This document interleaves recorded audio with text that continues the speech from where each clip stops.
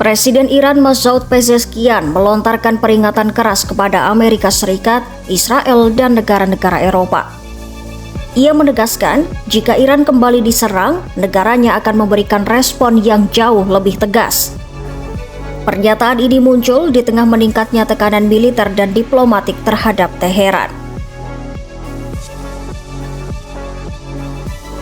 Masoud Pezeshkian menyatakan bahwa negaranya saat ini tengah menghadapi apa yang ia sebut sebagai perang skala penuh dari Amerika Serikat, Israel, dan Eropa.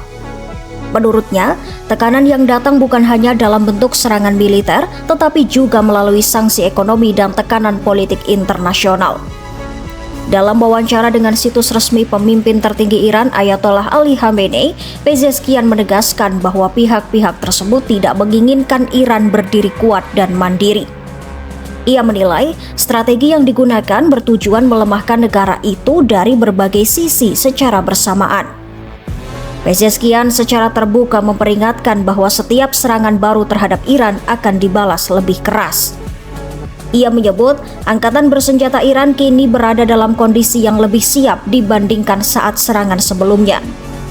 Menurut Pezeshkian, meskipun Iran menghadapi berbagai keterbatasan baik dari sisi ekonomi maupun tekanan internasional, kekuatan militer negara itu justru semakin solid.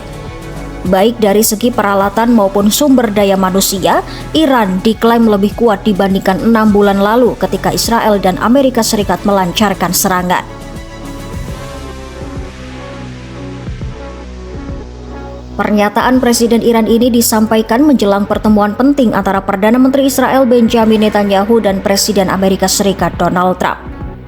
Pertemuan tersebut dinilai berpotensi menentukan arah kebijakan lanjutan terhadap Iran.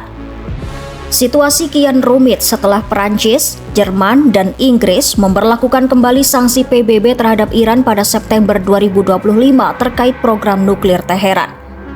Langkah itu mempertegas posisi Eropa yang semakin sejalan dengan AS dan Israel dalam menekan Iran. Sementara itu, Pezeshkian menyebut konflik yang dihadapi Iran saat ini jauh lebih kompleks dibandingkan perang antara Iran dan Irak pada periode 1980 hingga 1988.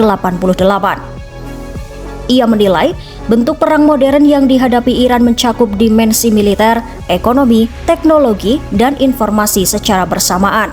Menurutnya, jika konflik ini tidak dipahami secara menyeluruh, dampaknya bisa lebih merusak dibandingkan perang konvensional di masa lalu yang menelan banyak korban jiwa.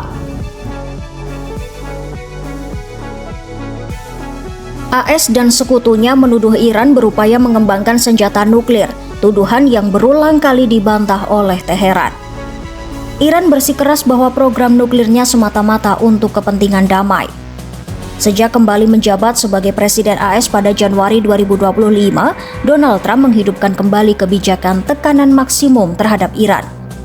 Kebijakan ini mencakup sanksi tambahan yang menargetkan sektor ekonomi vital Iran termasuk ekspor minyak.